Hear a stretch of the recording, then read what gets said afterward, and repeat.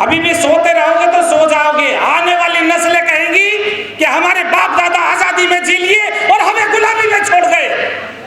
कब निकलेंगे इस गुलामी से? आजादी चाहिए या नहीं चाहिए? मुक्ति चाहिए या नहीं चाहिए? सोचना होगा, कसम खानी होगी, तब जाकर के हम अपने बच्चों को हक अधिकार दिला पाएंगे, वरना यही बोल करके रह जाएंगे और समाज में कुछ नहीं होगा। जाना होगा घर घर गली गली, जैसे 10,000 वोट के लिए, एक वोट के लिए पैसा बांटा गया। सोचो 5 साल के लिए क्या उसमें से हमारे हिस्से में एक दिन में कितना पैसा बनता है? हमारे रोजगार छीन लिए, महंगाई बढ़ा कर दी। हमारे देश में 4 रोटी बनती है, आज उसको लकड़ियों को खत्म करके गैस पर ला दिया। लेकिन गैस लाने के लिए जिस देश से आती है उस देश के साथ में नहीं खड़े हैं। क्यों नहीं खड़े हैं? यानी कि हमारा SC ST OBC का जितना भी सांसद विधायक है, क्या वो बीजेपी में नहीं है? वो आवाज नहीं उठा सकता?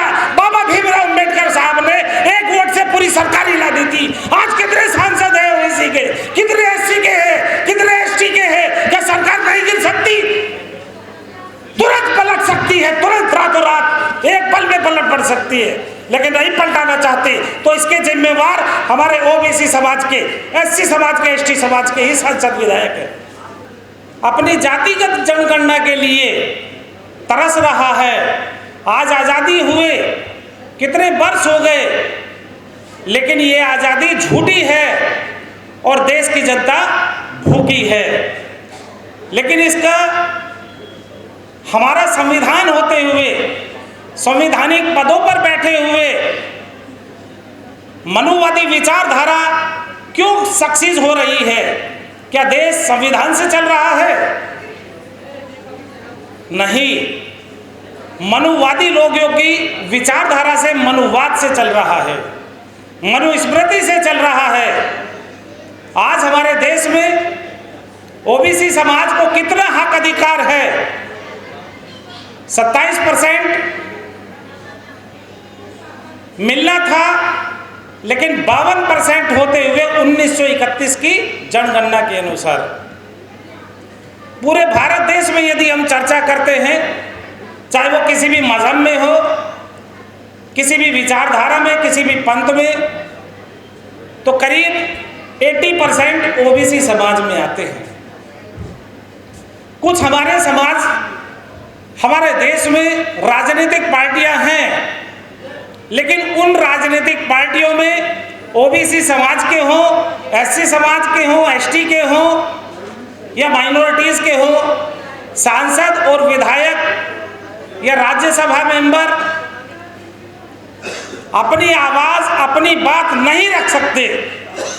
वो गुलाम होते हैं उस पार्टी के, जैसे वो कहेंगे या जिधर को पार्टी का आदेश होगा केवल वो बात रखते हैं।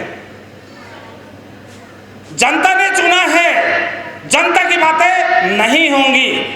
कुछ सांसद हैं, कुछ विधायक हैं जो इस बात को लेकर के चलते हैं, लेकिन जो मीडिया कर्मी उस बात को लेकर के आना चाहिए, जनता की बात जनता के द्वारा, सरकार की बात जनता के लिए, जनता की बात सरकार के द्वारा नहीं। आज कुछ बहुजन समाज के लोग उस मीडिया को चला रहे हैं, YouTube को चला रहे हैं और वो सच्ची बात दिखा देना चाहते हैं, लेकिन उनके ऊपर केस कर दिया जाता है। लेकिन हमारी जनता, हमारा समाज ये भूल जाते हैं कि जो हम सरकार में बैठे हैं, आज हम विधायिका में, कार्यपालिका में, न्यायपालिका में, मीडिया में किस लिए हैं इन चारों स्तंभ पर, उसके लिए नहीं सोचने का टाइम।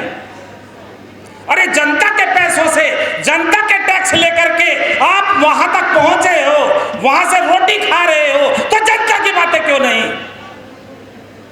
जनता तरस रही है अपने हक अधिकारों के लिए। न्याय नहीं है न्यायपालिका में, क्योंकि वहां पर संख्या के अनुपात में आज तक भी न्यायिक अधिकारी जजमेंट सुप्रीम कोर्ट में नहीं पहुंच पाए। अफसोस की बात है। आज 10% के लोग होते हुए EWS 10% लागू है। OBC कितना है? 80%। हक अधिकार कितना है? 0%, 1%, 2%। क्यों भाई? इसका मतलब है कि हमारा ओबीसी समाज, पिछड़ा समाज जागा हुआ नहीं है, सोया हुआ है। बाय द कॉन्स्टिट्यूशनली, संवैधानिक अधिकारों को तो ले रहे हैं, लेकिन संविधान की बातों को करने के लिए राजी नहीं है, राजी नहीं है। लेकिन हमारा वी द पीपल एक ऐसा संगठन जो जितने भी आज लाखों की तादाद में सामाजिक संगठन चल रहे हैं, लेकिन उन बातों को उठाने के लिए राजी नहीं है। क्यों? क्योंकि वो लोग अपनी रोटी का रास्ता सेक रहे हैं, केवल देख रहे हैं। लेकिन वी द पीपल अपने हिस्से की रोटी हर जनता के लिए लड़ाई लड़ने के लिए इस कॉन्स्टिट्यूशन क्लब में यह समाज में भागा हुआ फिर रहा है। मैं सैल्यूट करता हूं वी द पीपल के साथियों को, और उसमें जो सामाजिक संगठन हमारे साथ दे रहे हैं। वाम से भी एक विचारधारा चली कि अपने हक अधिकार के लिए कैसे लड़ा जाए, कैसे उस बीज को बोया जाए। लेकिन वहां से कुछ लोग सीख करके अलग अलग संगठनों में जाकर के खो जाते हैं और अपनी अपनी रोटी सेकने को राष्ट्रीय अध्यक्ष बन जाते हैं। किसानों की बात करें तो किसानों में भी ऐसी फूट डाली गई कि वो अपने हक अधिकार की बात भूल करके राष्ट्रीय अध्यक्ष और अपने सामाजिक संगठन बनाने पर लग गए, क्योंकि वो एक ऐसी ताकत है, उसके रोकने के लिए इस सरकार ने सड़कों पर पक्के पत्थरों के बना दिए गए कि वो आगे ना बढ़ सके। मजदूर का खून पसीना चूस रहे हैं, उनका अपना पैसा नहीं है। जब किसान मजदूर लोन लेता है और उससे नहीं चुकाया जाता तो उसके घरों पर बुलडोजर चला दिया जाता है या उनकी जमीनें एक्वायर कर ली जाती हैं। तो जातिगत जनगणना की तो अधिकार की या गिनती की वो लोग बात करेंगे बाद में। अब आता है बात एक जागरूक समाज आपके ही बीच में SC ST OBC से कन्वर्टेड मुस्लिम समाज, चाहे कोई सी भी गवर्नमेंट हो, बिना मुसलमान के नाम लिए, बिना मुस्लिम के साथ और सहयोग के वो आगे ही नहीं बढ़ सकते। मैं लिख करके दे सकता हूं। लेकिन जब बात करेंगे मुस्लिम को हक अधिकार की तो वो उनको डंडे पीटने के मिलने के अलावा कहीं कुछ नहीं मिलता, कोई सी भी सरकार हो। आज यूपी में तीसरे नंबर पे पूरे देश में ताकत बनाई गई मुस्लिमों की वजह से, समाजवादी सरकार।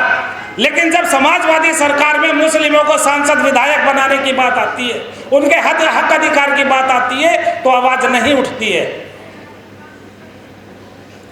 मुस्लिम क्षेत्रों में ही जहां उनकी आबादी है तो एक परिवार समाज का, समाजवादी परिवार के ही लोग उन्हीं क्षेत्रों से अपने परिवार में सांसद विधायक बना लेते हैं। लेकिन मुस्लिमों को जब सीट बंटवारे का नाम आता है तो जीरो। ऐसा क्यों? मैं पूछना चाहता हूं अपने समाज में कि ऐसी दोहरी विचारधारा क्यों भाई, जिसकी वजह से तुम्हारी पार्टी इतनी ऊपर गई। वरना बताइए मुझे कितना परसेंटेज है यादव समाज का। कांग्रेस सरकार ने पूरा इतना ध्रुवीकरण किया जब से आजादी हुई है, और आजादी में सबसे ज्यादा मुस्लिम समाज का नाम है। फांसी के तख्तों पर लटके हैं, पेड़ों पर लाशें मिली हैं। लेकिन आज चारों तरफ जिसको भी देखो, SC समाज हो, OBC समाज हो, कोई अलग से मारने वाला नहीं आता है। और वो भी OBC समाज से ही मुस्लिम कन्वर्ट है, SC से कन्वर्ट है, ST से कन्वर्ट है। 1956 में पंडित जवाहरलाल नेहरू ने जो हक अधिकार मुस्लिम कन्वर्ट हुए SC ST से, उनको ही खत्म कर दिया कि इनको हक अधिकार नहीं मिलेगा। उसकी आवाज उठाने के लिए आज तक कोई नहीं हुआ। भाई अपने हक अधिकार के लिए जागेंगे या नहीं जागेंगे? सब लोग हाथ उठाएंगे, आवाज देंगे, हम एक जब हमारी पूरी बहुमत से सरकारें रही। क्या मैं पूछना चाहता हूं, समाजवादी हो, बसपा हो या कोई भी, उनसे हमारी जाति आधारित जनगणना उन लोगों ने क्यों नहीं कराई आज तक? तो हमें सवाल करना होगा अपने सांसदों से, अपने विधायकों से तब जाकर के हम अपना अधिकार मिलेगा। आने वाले कल के लिए एक लड़ाई और लड़िए कि हमें 2 वोट का अधिकार मिलना चाहिए। एससी को, एसटी को हजारों सालों से हम दबे कुचले हैं। मुस्लिमों को जितनी संख्या है उसके अनुसार पे उनकी सीटों पर आरक्षण मिलना चाहिए कि वो भी सांसद विधायक में संख्या के अनुपात में पहुंच सके। आप लोगों ने मेरी बात को सुना, समझा और आगे मेरा साथ और सहयोग देंगे, आवाज उठाएंगे। एक आवाज अपने गली मोहल्ले से चलेगी और वो भाईचारे की कायम की होगी कि समता, समानता, न्याय, बंधुता और स्वतंत्रता पर आधारित हमें देश और समाज का निर्माण करना होगा। करेंगे सब लोग? ओके। जय इंसान, जय विज्ञान, जय भारत, जय संविधान। आप हमेशा याद रखिए, India that is Bharat, not Hindustan. किसी की आवाज नहीं आनी चाहिए किसी माइक से कि हाँ हिंदुस्तान बोल रहा है, क्योंकि कॉन्स्टिट्यूशन से बच रहे हो, कॉन्स्टिट्यूशन की आप शपथ लेते हो, तो आप भारत का नाम लेंगे, इंडिया का नाम लेंगे। जय इंसान, जय विज्ञान।